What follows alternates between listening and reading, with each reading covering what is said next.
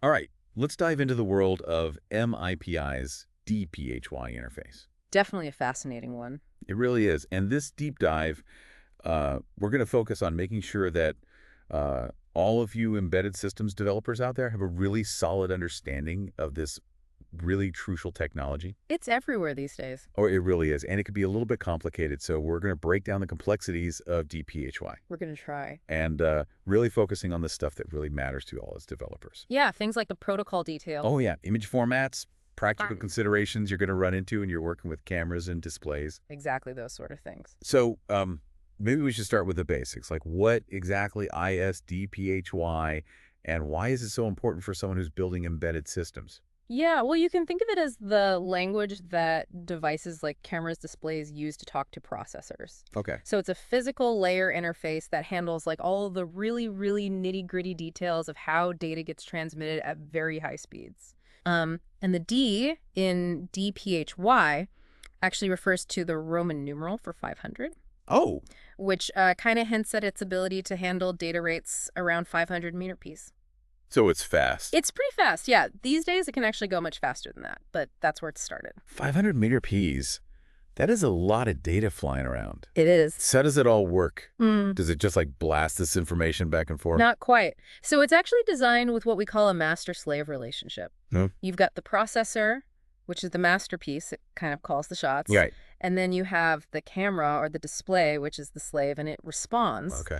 It's also asymmetrical. Okay. So a camera, for example, sends a ton of data to the processor. Right. Tons, but the processor only sends a little bit back. Oh, interesting. So D-PHY is actually optimized for that kind of one-way data flow, which makes it super efficient. That makes sense. Like a one-way street with just an occasional car going the other way. Yeah, exactly. So we got this master-slave relationship data flying around at super high speeds. How does it all actually get managed? How does D-PHY do its thing? Well, it uses different operating modes. Okay. Think of them like gears in a car. Okay, I like that. You've got high-speed mode, you've got low-power mode, and then there's this optional mode called alternate low-power mode, or ALP. Oh, okay. Lots of options. Yeah. So let's take those one by one. Let's unpack these gears. Right. What's the story with high-speed mode? So high-speed mode is all about getting that maximum performance. Pedal to the metal. Yeah, exactly. It's like putting the pedal to the metal, and it uses what we call low voltage differential signaling. Okay. Which basically means it sends data as the difference in voltage between two wires. And that helps reduce interference and ensures that data can be transferred reliably at high speeds. Got it. Okay, so when we need to send a lot of data quickly, like when we're streaming, HD video or something like that. Exactly. We're using high-speed mode? That's when you'd use it. Okay, what about low-power mode? When would we want to use that? So low-power mode is more like, you're just cruising along. Yeah. It's for things like control signals or situations where you don't need to send a huge amount of data. Okay. And it uses single-ended signaling, which is a lot simpler and uses way less power. Okay, interesting. So high-speed mode is for when you need the performance low-power mode for when you need efficiency. Yeah. And then there's that ALP. Right, the alternate low-power. And when does that one come in? So ALP is kind of like you've got a special gear for a specific driving situation. Okay. It actually uses a mixture of low-swing differential signaling, A&D single-ended signaling. Wow, a hybrid. Yeah, so it offers this really nice balance between performance and power efficiency. Okay. So you'll see it used in cases where you need something a bit faster than low-power mode. Right. But you still want to conserve energy. Got it. Yeah. Okay, so we've got all these different modes for different situations. Yeah. But we've been talking about all this data flying around. How is it actually structured and transmitted specifically in that high-speed mode? Yeah, so in high-speed mode, we actually use what we call burst mode communication. Okay. Imagine it like data packets being sent in these short bursts, like you're accelerating on the highway. Short bursts. Yeah, and each of these bursts starts with a leader sequence and ends with a trailer sequence. Okay.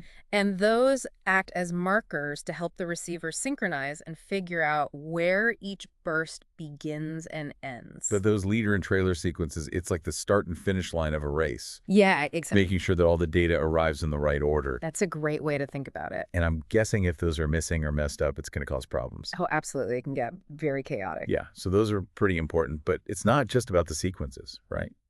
You mentioned byte boundaries before. I did, yeah.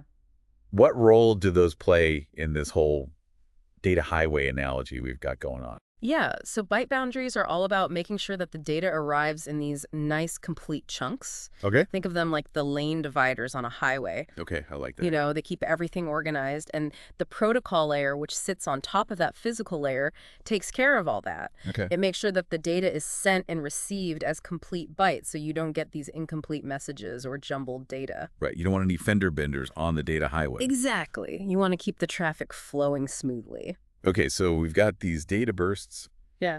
nice clear boundaries, a system to keep everything organized. This is starting to sound pretty complex, It can be, yeah. but also really clever. It is.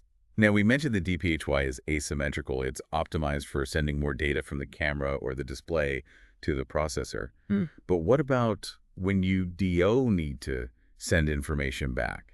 How does that work, like in terms of configurations? Yeah, so that's where we have different D-PHY configurations. Okay. There are actually three main ones. You've got unidirectional, bidirectional, and dual simplex. 3 different options. Okay, Right. let's take those one by one. What's unidirectional? So unidirectional is the simplest. One, data just flows in one direction only from the slave to the master. Okay. Like a one-way street. And this is like the classic setup for a camera interface Right. where the camera is constantly streaming data to the processor.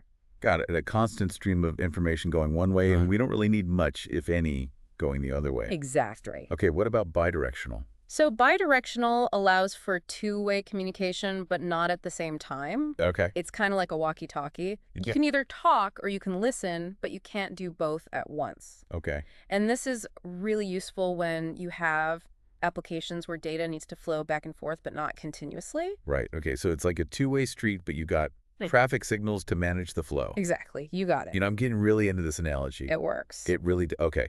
And then the last one, dual simplex. What's the story with that one? So dual simplex is basically like having two separate unidirectional links working side by side. Oh, interesting. So it allows for simultaneous two-way communication. Okay. And this is super handy for displays because the processor can be sending data to the display at the same time it's receiving touch input or other feedback from the display. That's cool. Yeah, no interruptions. So it's like 2 dedicated lanes, one going in each direction, keeps the traffic flowing smoothly. That's a great way to put it. Okay, cool. So we've covered those different configurations, but we haven't really talked about the clock lane yet. Right. Is that just another lane on this data highway, or is there something special about it? The clock lane is definitely special. Okay. You can kind of think of it like the conductor of an orchestra. Okay. And make sure all the data transmission is happening in perfect sync. So it's all about timing. It is all about timing, and it actually uses what we call quadrature phase transmission for the DDR clock, which is a little bit different than how the data lanes transmit data. Okay, so it's more specialized. It is, yeah, it's optimized for sending those clock signals so that everything stays synchronized. Synchronized data. Yeah. It's essential. But what about power consumption? We've been talking about low power mode, but are there other things that D-PHY does to be more energy efficient? Yeah, definitely. So there's this feature called escape mode, Escape mode, okay. and you can kind of think of it like taking a detour off that high-speed highway and going on a nice, quiet back road. I like that. Yeah, so it allows for these low bitrate command and data transfers at a very, very low power consumption. Okay. So it's perfect for when you don't need all that speed and all that bandwidth. Got it. So, when things slow down, we can take the scenic route Exactly. and conserve some energy. I love how this is all designed with efficiency in mind. It's not just about being fast, it's about being smart with power as well. But with all these features and modes, I'm kind of curious, how does a D-PHY link actually get up and running? Right, so that's where the initialization process comes in. It's kind of like when you boot up a computer, making sure all the components are ready to go. Right, get everything set up. Yeah, and it involves things like establishing that connection between the master and the slave, Right. configuring the lanes, and then calibrating the timing to make sure everything's perfectly synchronized. Oh, yeah. So think of it like setting up the rules of the road before the cars start driving. Right, got to make sure everybody's on the same page. Exactly. And there are different ways to do this depending on what your needs are. You can initialize using LP mode or ALP mode, for example. So many choices, Mm. so many options. Mm. LP mode, ALP mode. Yeah. It's all about having the right tools for the job. But you mentioned calibrating the timing. Right. Why is that so important? So timing is really everything when we're talking about this high-speed data transfer. Yeah, things are moving fast. Exactly. And if the timing between that clock lane and the data lanes is even a tiny bit off, you'll end up with errors. You could have data corruption. Oh, wow. Yeah, so it's really critical to get that right. So it's like making sure all the musicians in the orchestra are playing perfectly in time with the conductor. It's all about harmony. That's a great way to think about it. Yeah, you need that perfect synchronization. Okay, I love that. Now, we've been talking a lot about that physical layer, but what about the interface that, you as a developer actually work with? How do you interact with D-PHY to control its behavior and manage that data transfer? So that's where the PHY protocol interface, or PPI, comes in. Yep. And it's kind of like your command center. It gives you all the tools and signals to talk to that D-PHY hardware. So the PPI is like the steering wheel and dashboard of our data highway car. Exactly. You got it. I'm loving this analogy. It's a good one. It really is. Okay, so it gives us control over things like lane states and data transfers and error handling. Yep. All of that. If folks want to go deep into that, can they find that in the specs? Yeah, absolutely. The D-PHY specification has a whole section dedicated to the PPI. Awesome. So we got this powerful interface that gives us control over D-PHY, and we've talked about, how the data is transmitted in those bursts with those leader and trailer sequences. But is there anything else that's done to kind of optimize the transmission process, especially at those high speeds we've been talking about? Yeah, so you're thinking about line coding. Line coding, okay. It's a technique that is sometimes used to improve signal quality and reduce errors during transmission. Okay. It's kind of like adding those lane markings and traffic signs to our data highway. Okay. I like that. It helps the data stay in its lane and, get to its destination safely. So it's like giving clear instructions to the data on how to navigate the highway. Precisely. I know we're focusing more on the software side of things, but I'm curious about a specific type of line coding that's mentioned in the specs 8B9B encoding. Oh, yeah. Can you just briefly explain what that is, even though it's a little more on the hardware side? Sure. So with 8B9B encoding, basically every 8 bits of data that you have gets transformed into 9 bits for transmission. So it seems counterintuitive you're adding an extra bit. You're adding more data? Exactly. But those extra bits actually help improve the signal integrity and make the data more robust against errors. Interesting. So it's like adding a safety net just to make sure everything arrives intact. Precisely. Okay, that makes sense. Ah. So we've got D-PHY, this really powerful physical layer interface, all these mechanisms for transmitting data at super high speeds. But what about the data itself, particularly the image data? We're talking cameras and displays here. There's got to be different types of data, right? Yeah, absolutely. And when we talk about image data specifically, there are several different formats that D-PHY can handle. Okay. And understanding these different formats is really crucial for developers because they have, different characteristics and different use cases. Okay, all ears. What kind of image data formats are we talking about here? So some of the most common ones you'll encounter are raw, RGB, and YUV formats. Okay, so many acronyms. I know, right? But each of these formats has its own strengths and weaknesses. Okay, well, let's break those down then, one by one. What's so special about those raw formats? Okay, so raw formats are all about capturing the purest form of image data straight from the camera sensor. Think of it like having the raw ingredients of a dish. You have maximum flexibility in how you process and manipulate that data later on. Okay, so if you want complete control over the final image, raw formats give you that freedom. Exactly. But I'm guessing there are different types of raw formats as well, right? Yeah, you're right. There are variations like RAW 6, RAW 7, RAW 8, RAW 10, and the numbers actually refer to the number of bits per pixel. Okay. Which basically tells you how much detail and color information is being captured. Got it. Okay, so more bits, more detail. More bits, more detail. But I'm also guessing more bits, bigger file sizes. Yeah, exactly. So there's a trade-off there. Right. Okay, so raw formats are for folks who really want the highest quality, the most flexibility, even if it means dealing with those larger file sizes. Right. Okay, what about RGB formats? Where do they fit in?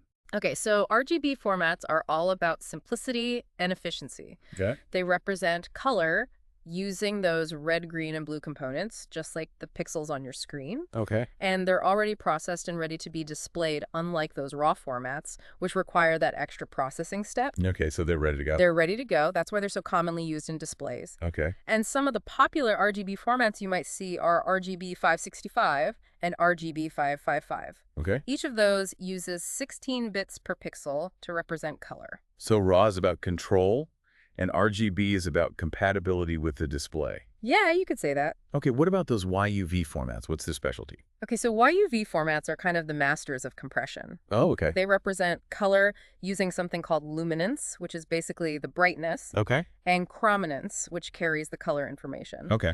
And they're really clever because they actually exploit the fact that human eyes are way more sensitive to changes in brightness than they are to changes in color. Oh, that's interesting. Yeah, so they allocate more bits to the luminance and fewer bits to the chrominance, and that way they can squeeze the data down without really sacrificing too much visual quality. That's really clever. It's like a magician doing a compression trick where you don't even notice the difference. Yeah, exactly. But I'm guessing there are different YUV formats too.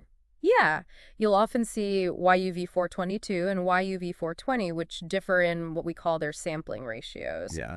And those ratios determine how much of that color information is preserved, which then influences the final image quality and the compression level. Okay, so many options, each with their own strengths and weaknesses. It's starting to feel like a choose-your-own-adventure story. It kind of is. There's no one-size-fits-all You solution. gotta pick the right one for the situation. Exactly. But understanding the fundamentals of each format will give you what you need to make that decision for your project. Right, it's about finding that balance between image quality and file size and processing power and all the different needs of your application. Yeah. This is all so fascinating. We've covered a lot of ground today, from the very basics of D-PHY to these different image data formats. But there's still so much more to explore, especially when it comes to those formats and how they're actually used in real-world scenarios. Absolutely. And that's actually exactly what we're going to dive into in the next part of this deep dive. We'll really unpack those image data formats in more detail and explore those practical considerations you need to keep in mind when you're actually working with them. I'm already eager to learn more. Thanks for joining us on this journey so far, and we'll see you in the next part. Welcome back to our D-PHY deep dive. Yeah, glad to be back. Last time we really explored how D-PHY works, all its little secrets. Yeah, all the inner workings. Exactly. And now we're going to kind of shift gears a little bit and focus on the data itself. The data, okay. Particularly those image data formats we talked about. Yes, those raw, RGB, and YUV formats. Exactly. We just briefly touched on them, Yeah. but I'm really curious to learn more, especially from a developer's perspective. Yeah. What are the key things that I need to know about those formats when I'm actually working with cameras and displays? Yeah, so choosing the right image data format is super important for any developer working with cameras and displays. Okay. There's no one right answer. It really depends on what you're trying to do. So it's about picking the right tool for the job. Exactly right.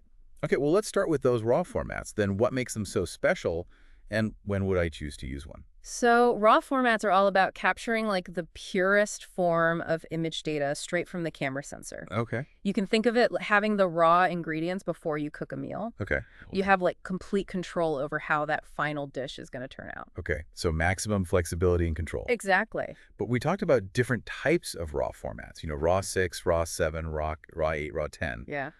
What's the difference between all those, and how do I know which one to actually use? So the numbers in those raw formats refer to what we call the bit depth. And bit depth basically tells you how many bits are used to represent each pixel's color and brightness information. Okay. So the higher the bit depth, the more detail and nuance you capture. Okay, so RAW 10 would capture more detail than RAW 8, for example. Exactly. Okay. A higher bit depth gives you a wider dynamic range, Yep. which means you can capture more detail in both the highlights and the shadows of an image. So it's like having a finer brush to paint with. Exactly. You got it. Makes sense. But wouldn't that also lead to much larger file sizes, those higher bit depths? Yeah, that's trade-off. Higher bit depths mean more data, and more data means larger file sizes. Right, more data, bigger files. Exactly. So you have to balance that need for detail with, the limitations of storage and bandwidth. Okay, so if I'm working on a high-end camera where image quality is super important, Right. then maybe I opt for, higher bit depth RAW format. You might. But if I'm dealing with limited storage or bandwidth, Right. then I might have to go for a lower bit depth. Exactly. It's all about making those trade-offs. Okay. Yeah. Starting to get the hang of this now. What about those RGB formats? Right. We briefly mentioned RGB 565 and Mhm. RGB 555. Yeah. When would I want to use those instead of a RAW format? So RGB formats are a good choice when simplicity and efficiency are your priorities. Okay. They represent colors using those red, green, and blue components, just like the pixels on your display. Right. And they're already processed and ready to be displayed, unlike those raw formats that need that extra processing step. Ah, so they're ready to go. They're prepackaged. Exactly. They're ready to go, no messing around with complex algorithms or anything like that. Got it. But what about those numbers, RGB 565? RGB 5555? What do those actually mean? So those numbers tell you how many bits are allocated to each of those color components. Okay. So for example, RGB 565 uses 5 bits for red, 6 bits for green, and 5 bits for blue. Okay. While RGB 565 uses 5 bits for each component. Okay, and that affects the number of colors that can be represented. Exactly. So RGB 555 with that extra bit for green can display a slightly wider range of greens. Precisely, the human eye is more sensitive to green. Okay. So that extra bit can make a difference in some cases. Interesting. But in most cases, the difference between 565 and 555 is pretty negligible. Got it. Okay, so RGB formats are a good option when I need something that's, straightforward, efficient. Right. Especially for displays. Exactly. Okay, but what about those YUV formats? They sound a bit more mysterious. Yeah, those are interesting ones. When would those come into play? So YUV formats are all about compression. Okay. And they leverage this interesting fact that the human eye is way more sensitive to changes in brightness than it is to changes in color. Oh, that's cool. Yeah, so they separate the brightness information, which we call luminance, or Y, Okay. from the color information, which we call chrominance, or UV. So it's like splitting the image into a black and white version and a color version. Yeah, you can think of it that way. Okay. And then the really clever part is they allocate more bits to the luminance, which we're more sensitive to, and fewer bits to the chrominance. So that allows them to compress the data without a huge impact on the image quality that we actually perceive. Wow, that's pretty ingenious. Seems like a data-saving trick that our eyes don't really notice. Exactly. It's playing with how our eyes work. Yeah, I love that. Sure. But I'm guessing there are different types of YUV formats as well? Yeah, of course, you commonly see YUV 422 and YUV 420. 422, 420. Okay. Yeah, and they differ in how they sample that chrominance information. Well, So YUV 422 samples the chrominance at half the rate of the luminance, okay. while YUV 420 samples it at a quarter of the rate. So 420 is even more compressed than 422. Exactly. It achieves higher compression, but you might have slightly less color detail as a result. Okay. So again, it's a trade-off. Right, between file size and image quality. Exactly. Okay. I'm starting to see the big picture here. We've got all these different image data formats, each with its own strengths and weaknesses. Right. It's like having a toolbox full of different tools, It is. each one suited for a different task. It- But how do I know which tool to use in a given situation? Yeah, so choosing the right format really depends on a lot of factors. Okay. The requirements of your specific application, Okay. the capabilities of the camera or the display that you're using, Right. the quality of the image that you want, Yeah. and then any limitations you might have in terms of storage or bandwidth. Okay. So it's really about understanding all the little nuances of each format and making those informed decisions based on your project. So no easy answers here. Not really, no. It's about carefully weighing the different options Okay. and choosing the one that fits your needs. This is all incredibly insightful. I feel like I'm starting to get a much deeper understanding of these image data formats and how they fit into the world of D-PHY. Yeah, But, we've been talking about D-PHY and these formats in kind of an isolated way. right. How does it all come together in an actual system? Like, what are some of the practical considerations that I need to keep in mind when I'm actually implementing D-PHY and working with these formats? That's a great question, and that's something we're going to explore in the final part of this deep dive. Right. We're going to look at how D-PHY interacts with those higher-level protocols like CSI2, Okay. and we'll discuss some of the challenges and best practices for successfully transmitting that image data in real-world applications. Excellent. I'm eager to learn more about those practical aspects. Thanks for guiding us through this complex landscape of image data formats, and I'm looking forward to the final part of our D-PHY deep dive. All right, welcome back to our D-PHY deep dive. It's the final stretch. It is. It's been an amazing journey exploring all those little details of this really high-speed interface and getting into those image data formats. Lots of details. Really are. But now it's time to kind of put it all together, Connect all those dots and see how it works in a real system. We've talked about D-PHY as this super powerful physical layer interface, but we know there's more to it. Mm-hmm. So how does D-PHY actually interact with the software, the higher level protocols that are actually handling the image data? Yeah, so D-PHY doesn't work in isolation. Right. It's often used together with other protocols, specifically CSI2, CSI, which sure. stands for Camera Serial Interface 2. CSI2, that name rings a bell. We've mentioned it a couple times before, but can you remind me what it does and how it relates to D-PHY? Sure, so Think of CSI2 as like the traffic manager Okay. on top of our D-PHY highway. I like that analogy. Yeah, so it sits above D-PHY in that protocol stack Right. and handles those higher level aspects of the data transmission, especially for cameras. Okay. It defines like the rules and procedures for how the image data is packaged, transmitted, and received. So D-PHY provides the physical lanes for the data to travel on. Right. And CSI2 is setting up all the rules of the road. Exactly. Okay. And they're working together to make sure that everything runs smoothly and efficiently. Exactly. And CSI2 is designed to be super flexible, so it can support all sorts of different image data formats, including the ones we've been talking about, RAW, RGB, and YUV. So it doesn't care what kind of data it is. It's just making sure it gets where it needs to go. Exactly. It just provides that standardized way for cameras and processors to talk to each other. Regardless of the format. Regardless of the format. That makes a lot of sense. Yeah, Standardization is key in this world. absolutely. But this is starting to sound pretty complex. So what are some of the practical challenges that developers actually face when they're working with D-PHY and CSI2 in the real world? Well, one of the biggest challenges is just making sure that the timing and the synchronization is all correct. Right. We talked about how important timing is for D-PHY. It is. And it sounds like it's even more crucial when you add CSI2 into the mix. Yeah, it definitely is, because any timing issues can lead to errors, data corruption. You could even lose communication completely. Wow. So we need to make sure that all the data packets are arriving at the right place at the right time. Right. And that the camera and the processor are perfectly in sync. Exactly. So how do developers actually overcome those timing challenges? Are there specific techniques or tools they can use? Yeah. Any tips? Well, one common technique is to use things like oscilloscopes and logic analyzers Okay. to really closely examine the signals and the timing relationships between that camera and the processor. Got it. So these tools allow developers to actually pinpoint any timing discrepancies and make any adjustments. So it's like having a high-tech microscope to inspect the flow of data That's a great way to think about it. and see where there might be any bottlenecks or issues. Exactly. And there are also software tools and libraries that can help with debugging and analysis as well. Okay, so we have a combination of hardware and software tools to help us keep things running smoothly. We do. But besides timing, are there any other challenges that developers need to kind of watch out for?